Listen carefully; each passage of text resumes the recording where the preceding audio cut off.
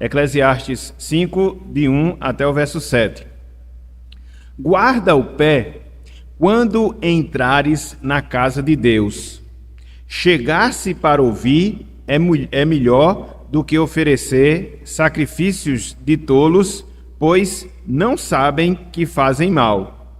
Não te precipites com a tua boca, nem o teu coração se apresse a pronunciar palavra alguma diante de Deus, porque Deus está nos céus e tu na terra. Portanto, sejam poucas as tuas palavras. Porque dos muitos trabalhos vêm os sonhos, e do muito falar, palavras nécias. Quando a Deus fizeres algum voto, não tardes em cumpri-lo, porque não se agrada de tolos. Cumpre o voto que fazes. Melhor é que não votes, do que votes e não cumpras. Não consintas que a tua boca te faça culpado, nem digas diante do mensageiro de Deus que foi inadvertência. Por que razão se iraria Deus por causa da tua palavra, a ponto de destruir as obras das tuas mãos? Porque, como na multidão dos sonhos há vaidade, assim também nas muitas palavras. Tu, porém, teme a Deus. Até aqui, até o versículo 7, que o Senhor nos abençoe e que Ele aplique em nossos corações a porção lida da sua santa palavra. Amém. Meus irmãos, minhas irmãs, nós podemos dizer com toda certeza, com toda convicção, que nós fomos criados e nós fomos recriados em Cristo Jesus para viver e viver para a glória de Deus. Nunca se esqueça disso. Fomos criados e, espiritualmente falando, nós fomos recriados em Cristo Jesus com intuito, com objetivo, com a finalidade, com o propósito de glorificarmos o nome do nosso Deus. É o princípio básico que nós encontramos nas palavras do apóstolo Paulo, de acordo com aquilo que ele escreve lá na carta aos Coríntios, primeira carta, capítulo 10, versículo 31. De sorte que, uma vez que você tem essa compreensão, uma vez que você tem esse entendimento, uma vez que você tem essa perspectiva, a gente percebe, meus irmãos, a gente compreende, minhas irmãs, que nós podemos fazer isso em todas as áreas, em todos os aspectos da nossa vida. Ou seja, glorificar o nome do Senhor. Contudo, todos nós sabemos que no seu sentido principal, contudo, nós sabemos que no seu sentido essencial, a gente glorifica a Deus no seu sentido pleno, quando nós nos juntamos como povo dele e assim prestamos o nosso louvor e assim nós prestamos a nossa adoração, quando nós atendemos ao seu chamado de, como povo seu, se colocar diante dele para declarar a sua grandeza, para poder proclamar as suas verdades e assim nos deleitarmos no Senhor. Então, glorificamos a Deus em toda a nossa vida, sim, mas, sobretudo, sim, mas em especial, através do culto que nós chamamos culto corporativo, culto de adoração, culto de louvor. Além disso, meus irmãos, minhas irmãs, quando a gente pensa nesse aspecto da nossa vida, aquilo que nós chamamos de adoração corporativa, a adoração que a Igreja de Cristo ela presta semanalmente na sua casa, a gente chega à conclusão, irmãos e irmãs, que essa adoração corporativa, essa adoração pública, ela cumpre, vamos assim dizer, algumas funções, alguns objetivos básicos. Em primeiro lugar, é através da adoração pública, em primeiro lugar, é através do culto corporativo que nós somos lembrados do que nós fomos. Ou seja, fomos criados em Adão, a imagem e semelhança de Deus, contudo, o pecado entrou no mundo e também nos atingiu, nos colocando numa situação desfavorável diante do Senhor. O culto, de certa forma, aponta e nos ensina esse fato. Mas não só isso, a adoração comunitária, a adoração pública, ela nos mostra aquilo que nós somos. Somos quando? Hoje, hoje em Cristo Jesus. E isso nos fortalece, isso nos revigora, isso nos alegra. Sabemos sim que em Adão nós pecamos, sabemos sim que em Adão nós nos separamos de Deus, mas também nós entendemos que hoje em Cristo Jesus nós fomos aproximados ao Senhor, de sorte que hoje nós desfrutamos da sua presença. O culto também aponta para essa realidade. Mas não só isso. Em terceiro lugar, o culto nos mostra ou nos direciona para aquilo que nós seremos. Seremos quando? Na eternidade. Irmãos, irmãs, essa questão de adoração, essa questão de culto é uma coisa interessante, porque eu não sei se vocês já pararam e refletiram, mas uma das coisas que mais nós iremos fazer por toda a eternidade é adorar e adorar o nome do nosso Deus. Quando você vê, por exemplo, algumas passagens do livro de Apocalipse, a igreja glorificada do Senhor, a consumação do nosso plano de salvação, o que é que nós iremos fazer no céu? Adorar a Deus pelos séculos dos séculos. Então veja que esse culto que nós prestamos aqui agora, essa adoração corporativa que nós experimentamos ao longo da nossa existência aqui nesse mundo, ela é importante justamente por causa disso. Nos lembra daquilo que nós fomos, nos lembra daquilo que nós somos e nos fortalece, nos direciona para aquilo que nós seremos por toda a eternidade. Adoradores e adoradores de nosso Deus, adoradores e adoradores do nosso Senhor. Então, quando você considera esses pontos, quando você considera essas verdades, da importância, da necessidade do culto corporativo, você chega à conclusão que não é de causar surpresa, que não é de causar perplexidade, que Salomão, no livro de Eclesiastes, trate acerca desse tema, trate acerca desse assunto.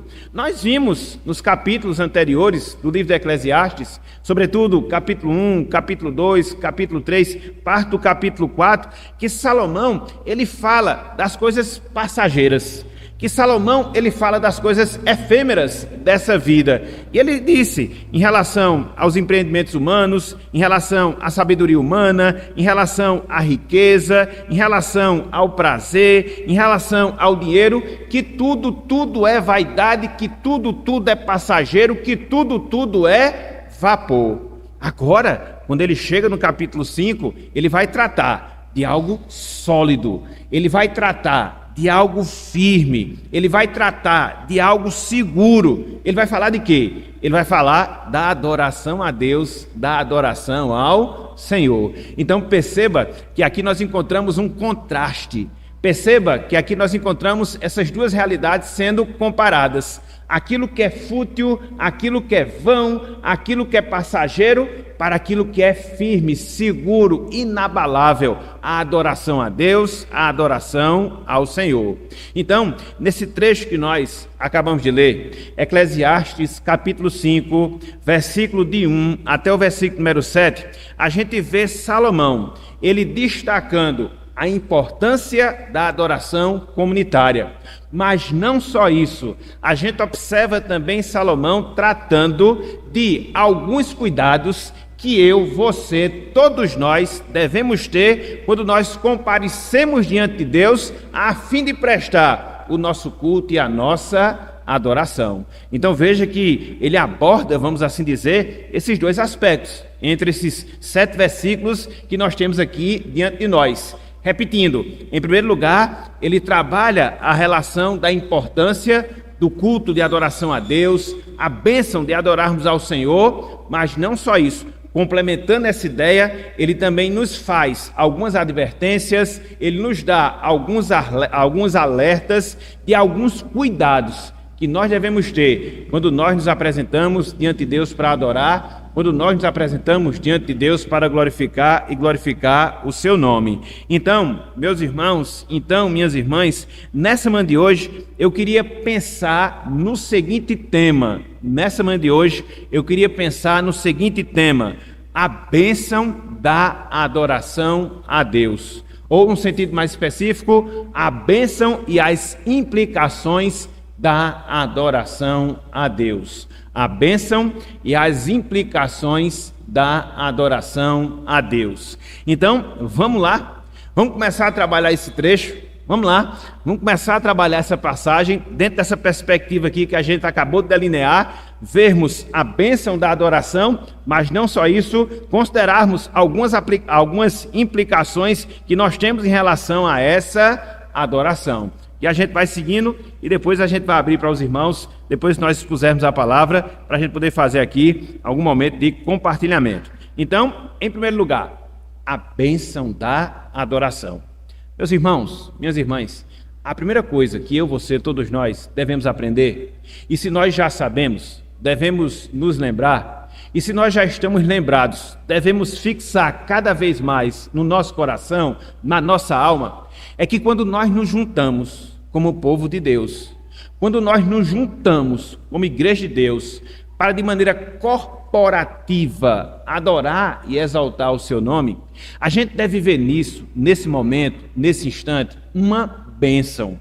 Mas não qualquer bênção, mas uma bênção toda especial que Deus, pela sua graça, pela sua bondade, pelo seu amor, nos concede a nós, míseros pecadores. Então, é a primeira coisa que eu queria que nós aprendêssemos, que nós relembrássemos, que nós fixássemos nos nossos corações. Adorar a Deus é bom, adorar a Deus é benefício, adorar a Deus é algo que é uma bênção do Senhor para com as nossas vidas. Olha só o que Salomão fala aqui no versículo 1, Eclesiastes, capítulo 5, versículo 1, a primeira parte do versículo, somente a primeira parte. Ele diz o seguinte, olha só: guarda o pé, veja, quando entrares na casa de Deus.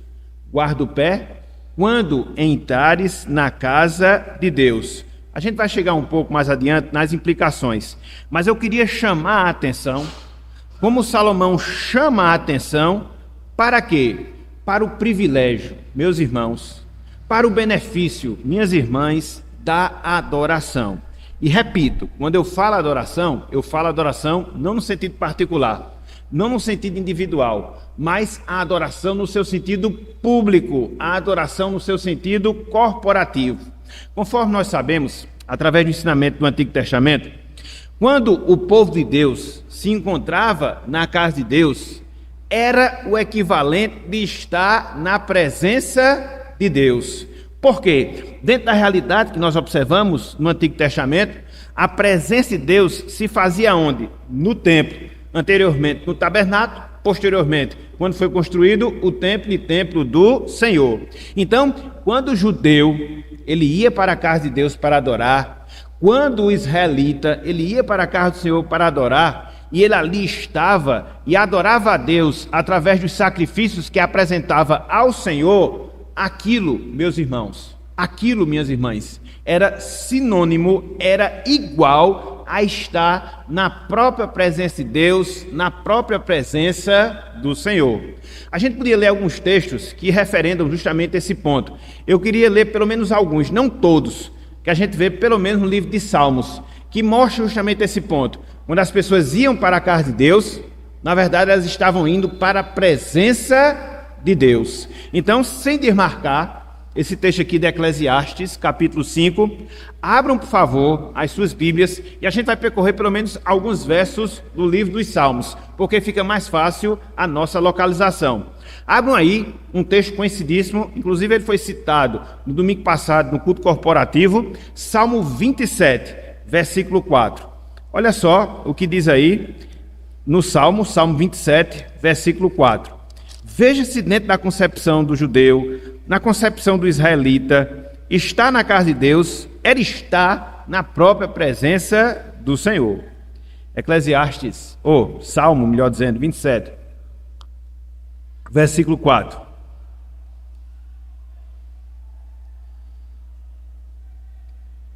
Olha só o que ele diz aqui, ó. Uma coisa peço ao Senhor, e a buscarei. Davi complementa, que eu possa morar na casa do Senhor todos os dias da minha vida. Por que ele queria morar na casa do Senhor? Para contemplar, ou seja, estar na presença do Senhor, para contemplar a beleza do Senhor e meditar no seu templo. Então, o judeu, o israelita, ele tem essa concepção. Eu vou para a casa de Deus, eu vou me encontrar com o próprio Deus. Eu vou para a casa de Deus, eu vou me encontrar com o próprio Senhor. Um pouco mais adiante, Salmo 63, Salmo 63, versículos 1 e 2. Aqui você observa o anseio, o desejo, a vontade que o salmista tinha de poder comparecer ao templo, buscar o templo, porque fazendo isso ele estava encontrando o Senhor. Salmo 63, versículo 1 e também o versículo número 2. Ele diz: ó Deus, tu és o meu Deus forte, eu te busco ansiosamente. Veja, a minha alma tem sede de ti, o meu corpo te almeja como terra árida, exausta e sem água. E olha só o que diz no versículo 2.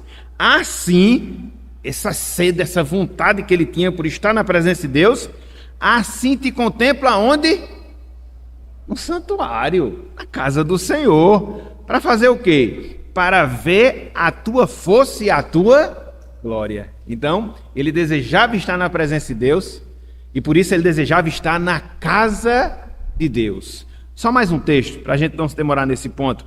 Abram aí, por favor. Salmo 84. Esse texto ele é bem mais explícito em relação a isso aí. Salmo 84. Salmo 84, versículos 1 e 3. 1 a 3, melhor dizendo. Salmo 84, versículos de 1 até o versículo número 3. Olha só o que ele diz. Quão amáveis são os teus tabernáculos, Senhor dos exércitos. Veja, a minha alma suspira e desfalece pelos átrios do Senhor. O meu coração e a minha carne exultam pelo Deus vivo. O pardão encontrou casa e a andorinha ninho para si, onde acolhe os seus filhotes. Olha só como ele complementa a sua ideia. Eu, os teus altares, Senhor dos exércitos, Deus meu e Rei meu. Então, ele encontrava Deus nos altares, nos átrios do Senhor, na casa de Deus. É por isso que, um pouco mais adiante, por exemplo, no versículo 10, ele diz: pois um dia nos teus átrios vale mais do que 1000. Prefiro estar à porta, ou seja, lá atrás, na casa do meu Deus, a permanecer nas tendas da perversidade. Então, a visão era essa, meus irmãos. Estar no templo, estar na casa de Deus, era estar na presença de Deus. E Salomão, ele aponta para esse privilégio. Que privilégio? O privilégio que ele tinha, que os crentes no Antigo Testamento tinham e que nós temos hoje. De quê? De estar na presença de Deus em adoração. Então, o pregador, através dessas palavras, ele tira o nosso olhar dessa vida com os seus prazeres passageiros. Ele tira o nosso olhar dessa vida com as nossas lutas, com as nossas batalhas e nos direciona a quem? A Deus, a focar no Senhor. Então, quando ele fala dessa experiência de estar na casa do Senhor, ele está elevando o nosso olhar para uma experiência bendita. Que experiência é essa? De desfrutar da comunhão com Deus em adoração. Então, nós sabemos que hoje a adoração, ela não está circunscrita, a adoração, ela não está limitada ao templo em Jerusalém, não, porque Cristo falou isso, lá em João capítulo 4, versículo 23, versículo 24, quando ele dialogava ali com a mulher samaritana. Deus é Espírito, importa que os seus adoradores o adorem em Espírito e em verdade, e em qualquer lugar a gente pode adorar e adorar a Deus, mas o privilégio ele continua. Que privilégio? O privilégio de nós nos colocarmos diante de Deus em adoração. E isso acontece, sobretudo, quando nós nos encontramos em sua casa para adoração e adoração corporativa. Não é sem razão, meus irmãos, não é sem razão, minhas irmãs, que Deus, ele separou o tempo no qual nós devemos estar na casa de Deus. Isso desde o Antigo Testamento.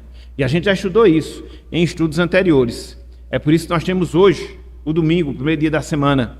É por isso que os judeus, eles tinham o sábado, o 7º dia da semana, para fazer o quê? Para comparecer à casa do Senhor. Então, nós temos, 7 dias, dos quais 6 nós trabalhamos, 6 nós nos envolvemos com as coisas destas vidas, seus prazeres, suas dificuldades, suas lutas, enfim, toda essa situação que a gente vivencia. Agora, a cada 6 dias, Deus separa um para que neste dia nós possamos nos deleitar na sua presença em adoração corporativa. É por isso, meus irmãos, que existe o dia do Senhor. E não é qualquer dia da nossa vida. É um dia que foi criado, é um dia que foi designado para que nós possamos nos encontrar na casa do Senhor, para que nós possamos estar adorando a Deus, para que nós possamos estar nos deleitando no Senhor. E observe, esse é um princípio que vem desde o Antigo Testamento, que é real também para os nossos dias, e o será até a consumação da nossa salvação, quando nós estaremos adorando a Deus, não só num dia específico, mas para todo sempre. Amém. Então, quando você tem essa perspectiva, quando você tem esse entendimento, qual o reflexo que isso gera na sua vida? Qual a implicação que isso gera no seu viver? Dentre várias implicações, dentre várias consequências, quando você tem essa perspectiva, que perspectiva? Que estar na casa de Deus é uma bênção, que estar na casa de Deus é um benefício. Você vai encarar a adoração pública não como algo enfadonho, não como algo cansativo, mas como algo deleitoso, uma bênção consoladora que Deus propicia e propicia a sua vida, que Deus propicia e propicia a sua alma. É o privilégio, meus irmãos, de podermos ouvir a palavra de Deus de acordo com as Escrituras Sagradas. É o privilégio de podermos estar contemplando a glória do Senhor e, sobretudo, declarando a sua grandeza através dos cânticos. É o privilégio que nós temos de estar em comunhão com os nossos irmãos, fazendo essa mesma tarefa, cumprindo essa mesma missão. Então, enxergue, olhe para o culto, não como uma obrigação, não como um dever religioso. É uma atividade espiritual, não resta a menor dúvida.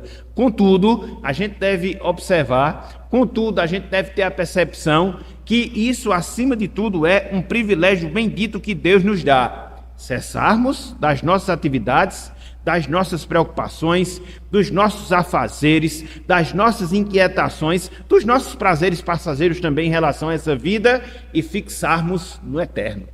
Fixarmos os nossos olhos em Deus, voltarmos a nossa atenção ao Senhor, que é isso, meus irmãos, que semanalmente nós fazemos quando nós estamos em adoração pública, quando Deus nos chama, com aquele verso que a gente sempre coloca na parte inicial, que a gente chama de chamada à adoração, a convocação que Deus nos faz para estarmos na sua presença. E isso se segue um canto que a gente faz em adoração a Deus, declarando a sua grandeza. E isso segue uma oração que a gente faz ao Senhor, agradecendo por estarmos ali na sua presença. E isso segue uma leitura bíblica que nós fazemos para a nossa instrução espiritual, para que Deus fale ao nosso coração. E isso segue os cantos congregacionais que nós entoamos louvores a Deus, sendo dirigidos pela equipe de música. E isso segue um momento específico, quando a gente para, cessa e está diante de Deus, orando no sentido individual, e depois a gente quebra o silêncio e ora no sentido coletivo. E isso segue ao momento que a gente está aqui ouvindo a proclamação do Evangelho de acordo com o ensino da sua palavra. E isso segue o momento final em que a gente ora agradecendo a Deus, concretizando, finalizando mais um culto, e aí Deus nos despede com a bênção apostólica. É isso que a gente faz todo domingo. Percebe a dinâmica do culto? Ela tem começo, meio e fim, de você entender que você está na presença de Deus. Um culto bíblico, que nem todo culto é bíblico, nem todo ajuntamento é bíblico, mas nós primamos dentro dessa perspectiva. Então, meus irmãos, é assim que a gente deve entender, é assim que a gente deve ver a adoração pública. Não é mais um momento enfadonho, um momento deleitoso, prazeroso, uma bênção que Deus nos dá em sua presença. Ok? Então, em primeiro lugar, Salomão fala isso. Ele fala da bênção da adoração corporativa. Mas, olhando aqui para esse texto, eu queria me ater agora a alguns detalhes. A gente observa também alguns cuidados, veja, algumas atenções que eu, você, todos nós devemos ter quando a gente comparece diante de Deus para adorá-lo. Quando a gente está nesse momento de bênção, quando a gente se encontra na presença do nosso Deus. É aquilo que eu estava até falando ontem para os homens. Todo benefício, ele traz consigo alguns compromissos. Todo benefício, ele traz consigo alguns benefícios. Todo bônus gera um ônus. E assim é dentro da lei, seja da natureza, leis espirituais, é um princípio de vida que nós temos. E aí, eu queria que você acompanhasse, por favor, a leitura dos versículos 1, 2, pelo menos versículos 1 e 2. 1 e 2. Olha aí, Eclesiastes 5, versículos 1 e 2. Olha só o que Salomão aqui nos ensina. Ele diz: guarda o pé quando entrares na casa de Deus. Chegar-se para ouvir é melhor do que oferecer sacrifícios de tolos, pois não sabem que fazem mal. Verso 2. Não te precipites com a tua boca, nem o teu coração se apresse a pronunciar palavra alguma diante de Deus, porque Deus está nos céus e tu na terra. Portanto, sejam poucas as tuas palavras. Aqui nesses dois versos, meus irmãos, minhas irmãs, Salomão destaca uma, duas, três áreas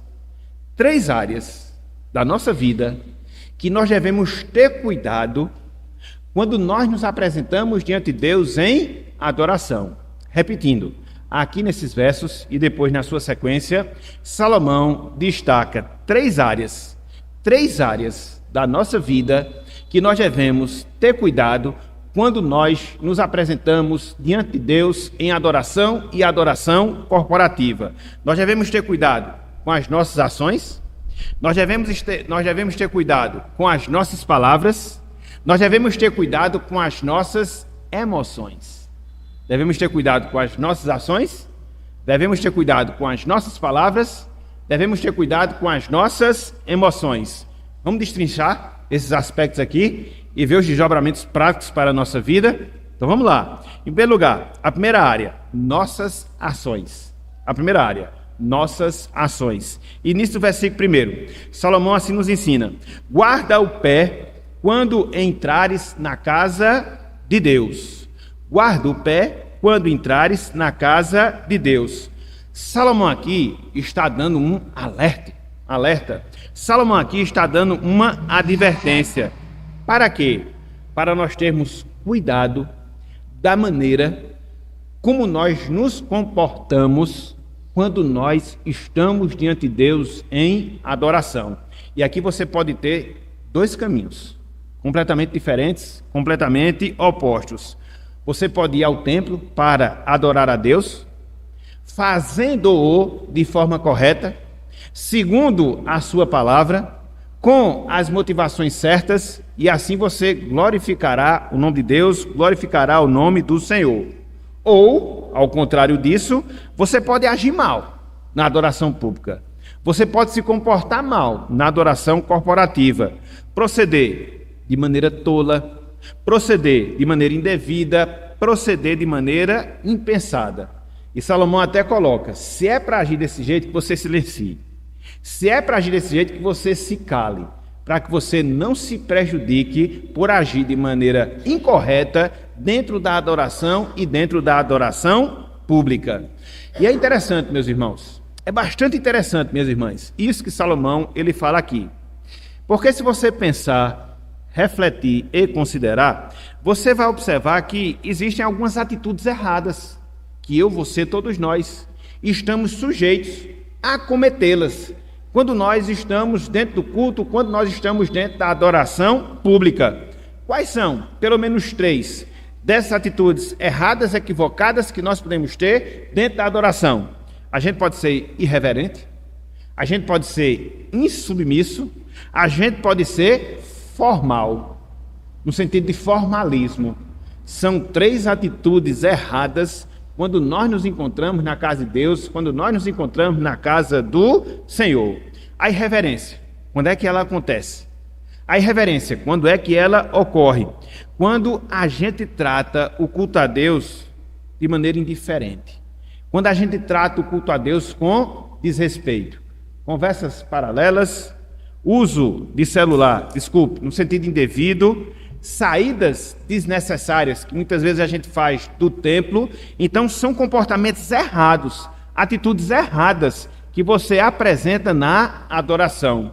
Quando você adora de maneira não prescrita na palavra, fazendo aquilo que Deus não exige que você faça. E, na verdade, muitas vezes, Ele proíbe que você faça na adoração. E quantos exemplos a gente não tem nesse sentido? Pessoas que se juntam naquilo que elas chamam de adoração pública, fazem aquilo que elas bem entendem e elas fazem tudo na vida, menos adorar. Então são perigos que nós temos, no caso aqui específico, em relação à irreverência. Mas não só isso, também nós temos a insubmissão. Conforme nós falamos, quando a gente cultua a Deus de maneira contrária à sua palavra. E também nós temos o problema do formalismo, quando você vem só por vir para a igreja. Seu corpo está aqui, você participa de todos os momentos de culto, no sentido físico, mas é só isso que você está fazendo. Fazendo por fazer, cumprindo uma obrigação, cumprindo um dever religioso. E aí fica a advertência aqui colocada por Salomão: guarda o teu pé quando entrares na casa de Deus. Não seja irreverente, não seja insubmisso, não seja formal no sentido de formalista. Por quê? Porque você está se prejudicando, não está usufruindo do culto e, se brincar, ainda vai receber juízo e punição divina em relação à sua vida. Então, qual é o primeiro cuidado que você deve ter na adoração? Cuidado com suas ações. Cuidado com suas ações. Sejam elas ações de irreverência, sejam elas ações de insubmissão, sejam elas ações formais, no sentido negativo da palavra. E a gente vê vários exemplos disso na palavra de Deus, nas Escrituras Sagradas. Por exemplo, logo no início do registro sagrado, no livro de Gênesis, capítulo 4, a gente vê que Caim tira a vida do seu irmão Abel, porque ele se desgostou de estar na presença de Deus, porque Deus não aceitou a sua adoração. Mas por que Deus não aceitou a sua adoração? Porque ele não deu das primícias do Senhor, como assim o fez o seu irmão. A questão ali não é o tipo de oferta, não. A questão ali é de dar ou não dar primícia, ou das primícias. Abel deu, mostrando o quê? Mostrando a exclusividade que ele tinha da pessoa de Deus em relação à sua vida. Caim não, deu daquilo que sobrou. Então, por isso, Deus não aceitou a sua adoração. Insubmissão à adoração. Você segue um pouco mais adiante. Vai lá para Levítico capítulo 10, versículos 1 e também o versículo 2, o fato de Nadab e Abiú apresentaram fogo estranho, não determinado por Deus, consequência, ambos foram fulminados na hora pelo Senhor, porque Deus, meus irmãos, Ele leva culto a sério. Deus, Ele leva culto a sério. Às vezes a gente não faz isso, às vezes a gente trata o culto como coisa de só menos, se der eu vou. Entendeu? Se eu estiver lá, eu vou me comportar da maneira que eu assim desejar. Com Deus não é assim. Com Deus não é assim. Se nós nos colocamos na sua presença, se nós estamos em adoração a Ele, que a gente tenha cuidado com as nossas ações, para que assim a gente não venha experimentar o fogo divino da justiça de Deus. Então, qual é a primeira área que Salomão destaca, que a gente deve ter cuidado? Quando a gente se apresenta diante de Deus em adoração, a gente deve ter cuidado com as nossas ações. Mas não só isso. Em segundo lugar, a gente deve ter cuidado com as nossas palavras. Em segundo lugar, a gente deve ter cuidado com as nossas palavras. É por isso que no versículo 2, Salomão ele fala, né? Não te precipites com a tua boca, nem o teu coração se apressa, ele segue, a pronunciar palavra alguma diante de Deus, porque Deus está nos céus e tu na terra, portanto sejam poucas as tuas palavras. Salomão aqui, ele está apontando para um problema. Que problema? O uso indevido de palavras, o uso indevido da fala na adoração.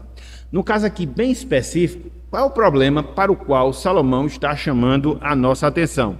É você falar sem pensar, é você jurar sem refletir, porque no culto a Deus há momentos, sim, momentos especiais, para você fazer compromissos, para você fazer juramentos, para você fazer votos. No culto do Antigo Testamento também acontecia a mesma coisa. Contudo, dentro dessa área, alguns estavam errando, estavam assumindo compromissos com Deus, estavam fazendo compromisso com o Senhor, mas não os estava cumprindo. E aí Salomão chama a atenção. Olha só o que ele diz, e aqui é um caso grave, que ele destaca aqui, lá nos versículos 4 até o versículo número 6. Olha só o que diz aí, ó. Eclesiastes capítulo 5, versículos 4 até o versículo 6. Aqui o uso devido da fala. Aonde? No culto de adoração, conforme a advertência aqui de Salomão. Ele diz, ó: quando a Deus fizeres algum voto, não tarde em cumpri-lo. Porque, no caso, Deus não se agrada de tolos. Cumpre o voto que fazes. Verso 5. Melhor é que não votes, do que votes e não cumpras. Versículo 6. Não consintas que a tua boca te faça culpado, nem digas diante do mensageiro de Deus que foi inadvertência. Por que razão se iraria Deus por causa da tua palavra, a ponto de destruir as obras das tuas mãos? Então, Salomão aqui está destacando o quê? O pecado da falta de cumprimento dos votos e juramentos que eram feitos a Deus, dos votos e juramentos que eram feitos ao Senhor. Os votos, as promessas, irmãos e irmãs, eles eram muito comuns, muito corriqueiros dentro do culto do Antigo Testamento, dentro do culto judaico. Os adoradores se comprometiam com algum tipo de ação, caso Deus concedesse alguma bênção, caso Deus concedesse algum benefício. Sendo assim, dentro da própria lei, havia regulamentos de que, se você votar, cumpra. Se você prometer, cumpra. Porque do contrário, você estará pecando e pecando contra Deus. É interessante, porque se você olha aqui, essas palavras de Salomão, versículos 4, 5, 6, você vai observar que são as mesmas palavras que Deus havia regulado lá na sua lei essa questão de votos e juramentos. Veja aqui o que a gente leu, verso 4, 5, 6, e agora, sem desmarcar o texto de Eclesiastes, abram aí, por favor, as suas Bíblias no livro de Deuteronômio, capítulo 23. Olha só como Deus regulava. O que Salomão fala nada mais é do que aquilo que Deus já havia falado. Isso anos atrás. Olha só. E o que é que ele diz?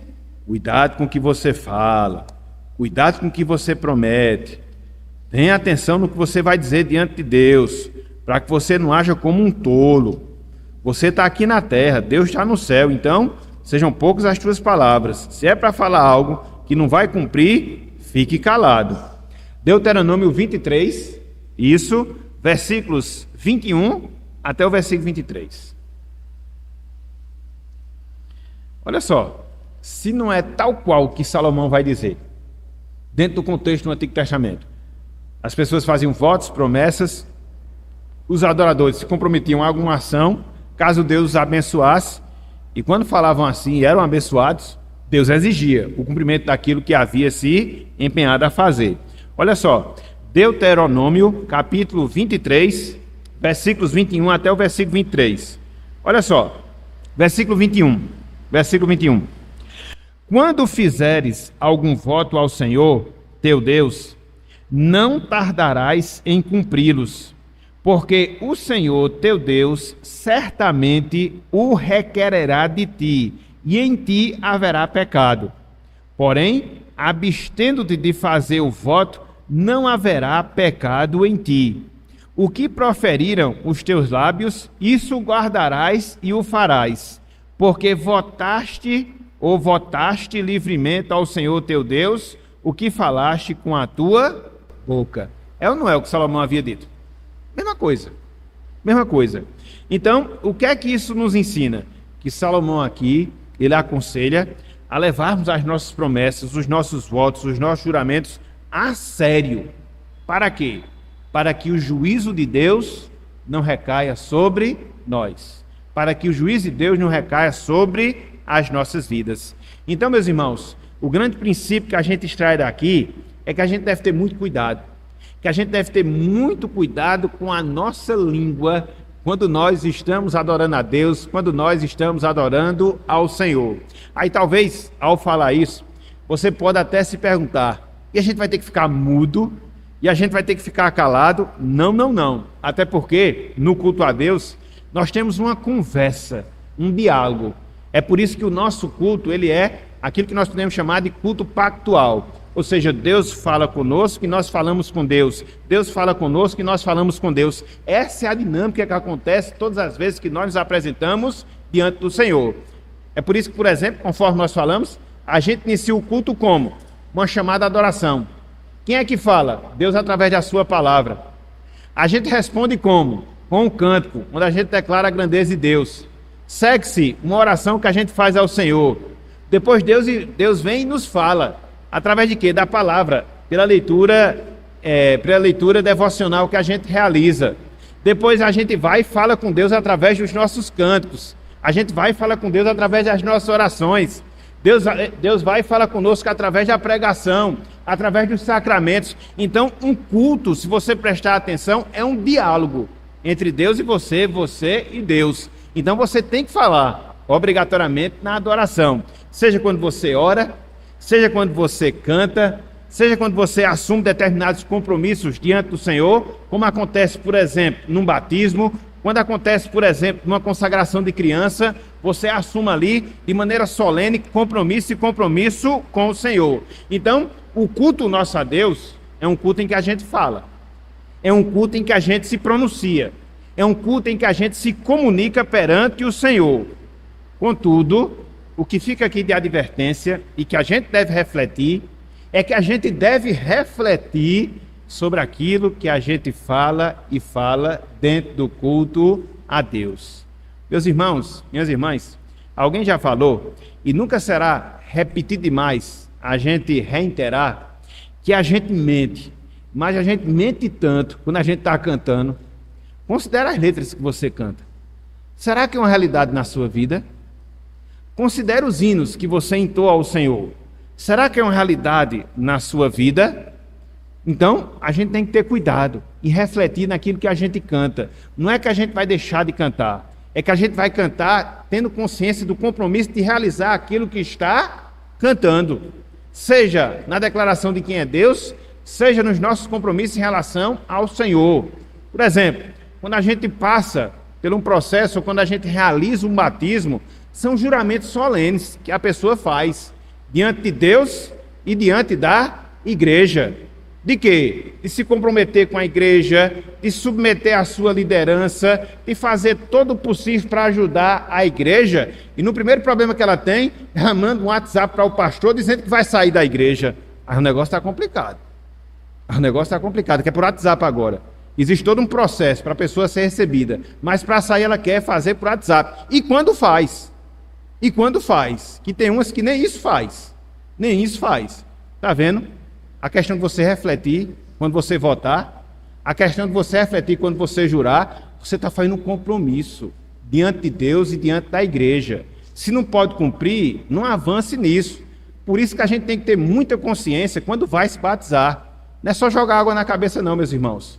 São compromissos que a gente assume sérios diante de Deus, diante da sua igreja. A gente tem que refletir, a gente tem que pensar, e não fazer simplesmente por fazer, e não fazer para ficar chorando aqui na frente, mas fazer consciente daquilo que você está fazendo, porque Deus vai requerer o seu pecado, a sua mentira, que você fez diante de Deus, diante da congregação.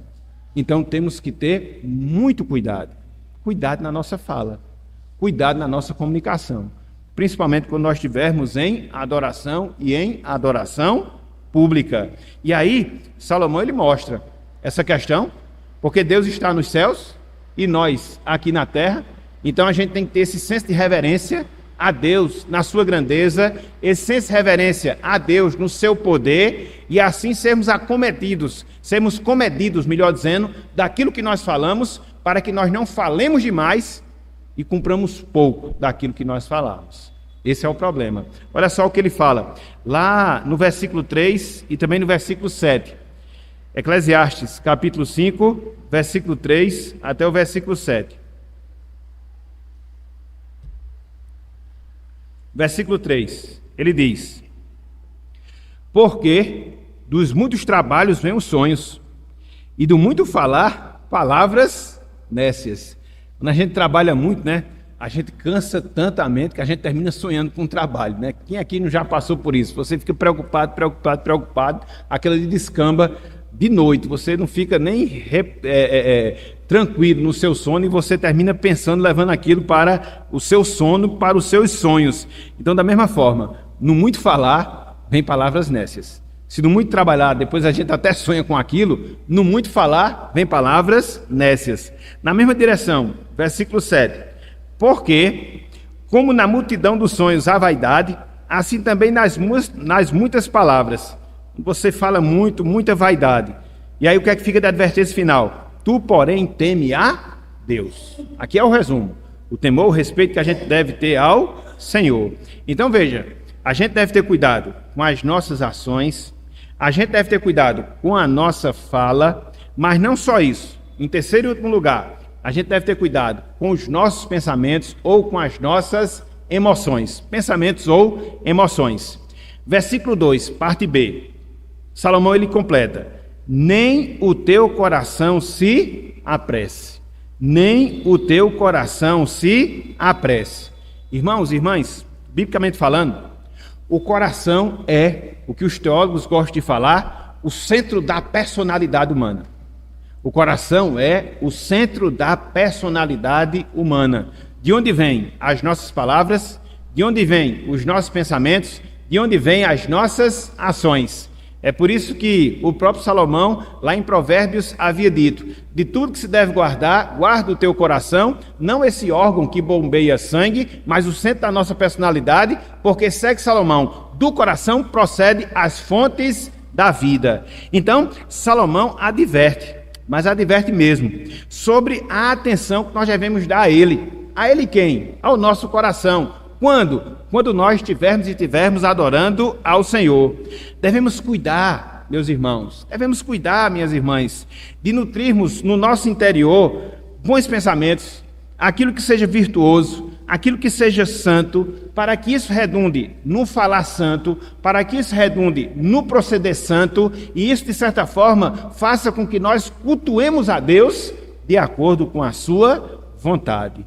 Então, cuide também dos seus pensamentos, cuide também das suas emoções, quando você estiver em adoração.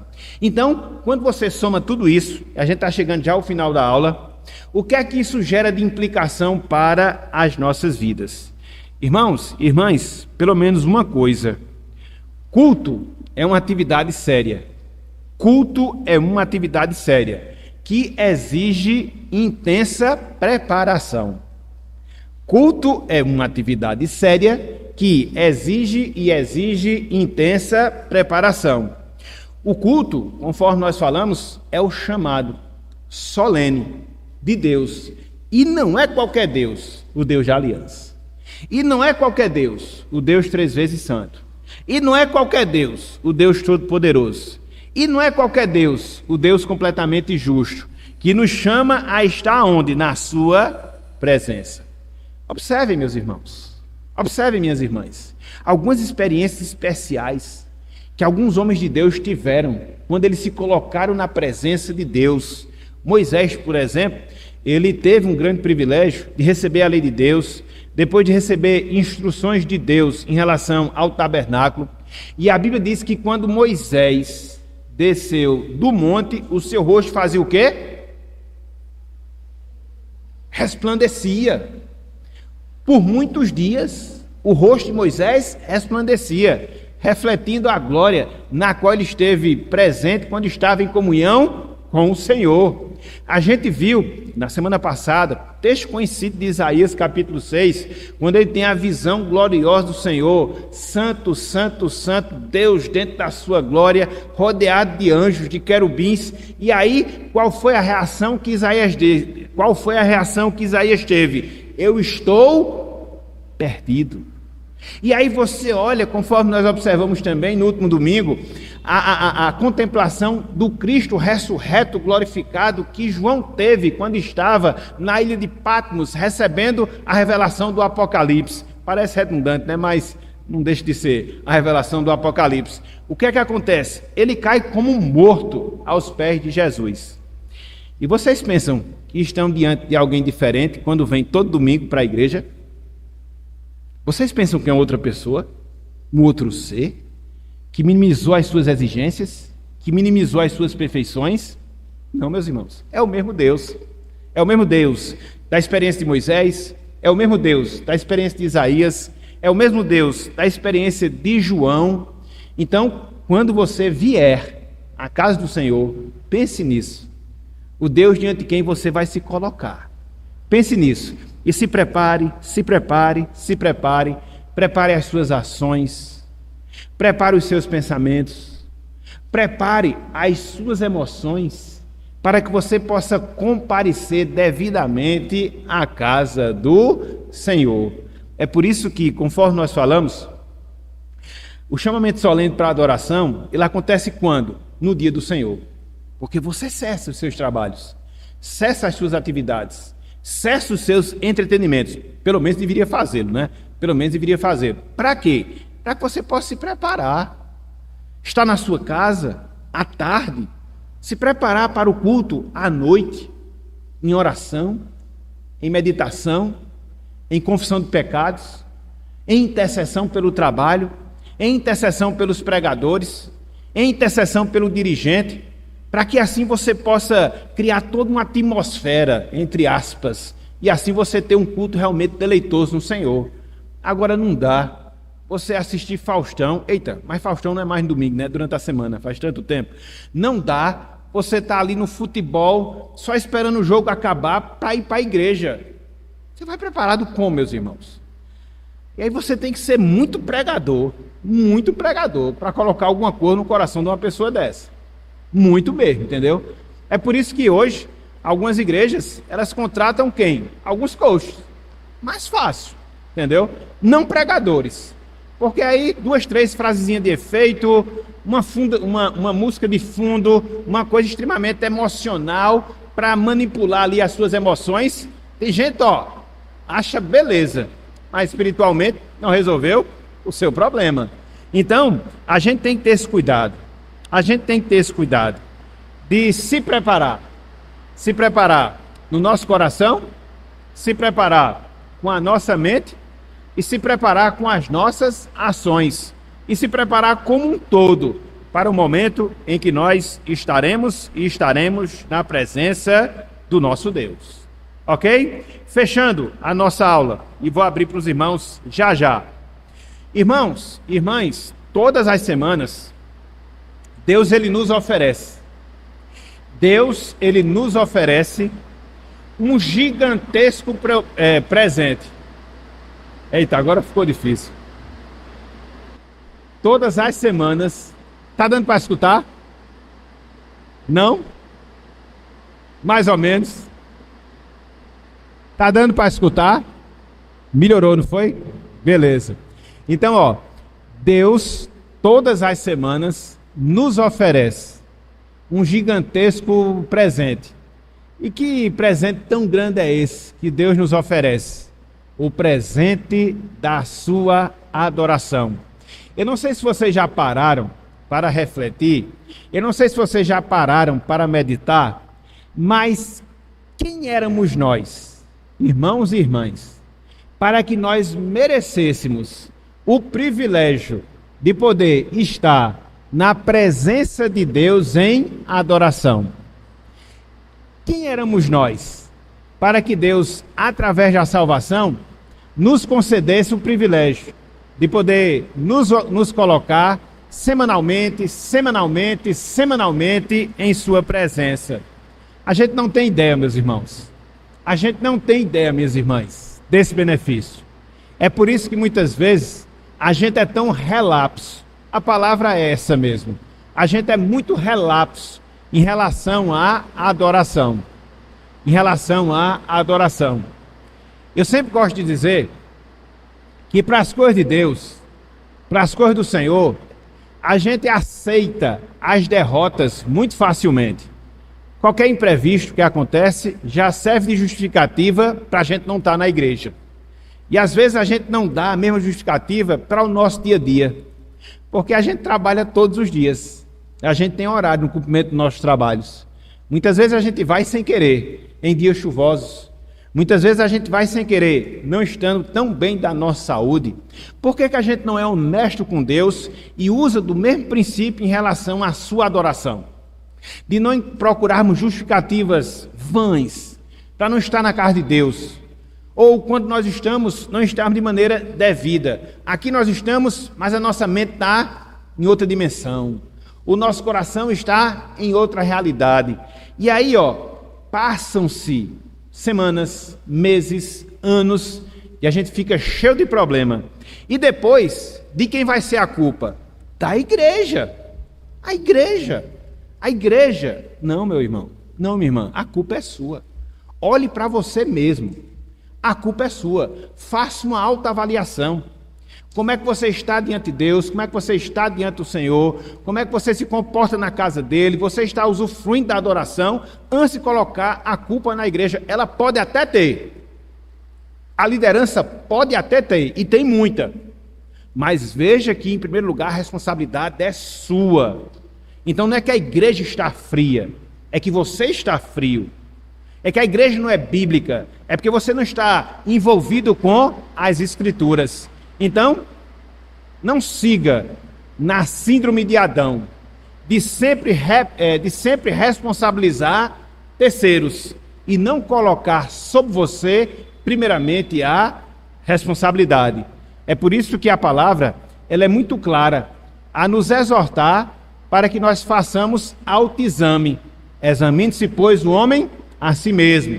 Examine-se, pois, o homem a si mesmo. Depois, arranje alguém para culpar. Seja igreja, seja liderança, ou quaisquer outras pessoas ou coisa. Mas, primeira coisa, ou em primeiro lugar, avalie a sua própria vida. Então, aproveite. Mas aproveite mesmo, meu irmão. Aproveite. Mas aproveite mesmo, irmã, o privilégio de poder desfrutar da presença de Deus. Para que a gente possa desfrutar hoje desse privilégio, Cristo ele teve que vir, se encarnar, viver entre nós, morrer, para que ele pudesse abrir o acesso que estava bloqueado entre Deus e nós, para que hoje nós pudéssemos comparecer e permanecer na sua presença. Hoje a gente tem uma adoração imperfeita. Hoje a gente tem uma adoração limitada, porque nós somos perfeitos, imperfeitos, melhor dizendo. Nós somos limitados, mas é através dessa adoração que a gente presta a Deus semanalmente, é através do usufruto desse presente gigantesco que Deus nos dá, que a gente se prepara para a adoração eterna, perfeita, nos céus e que durará para todos sempre. Amém.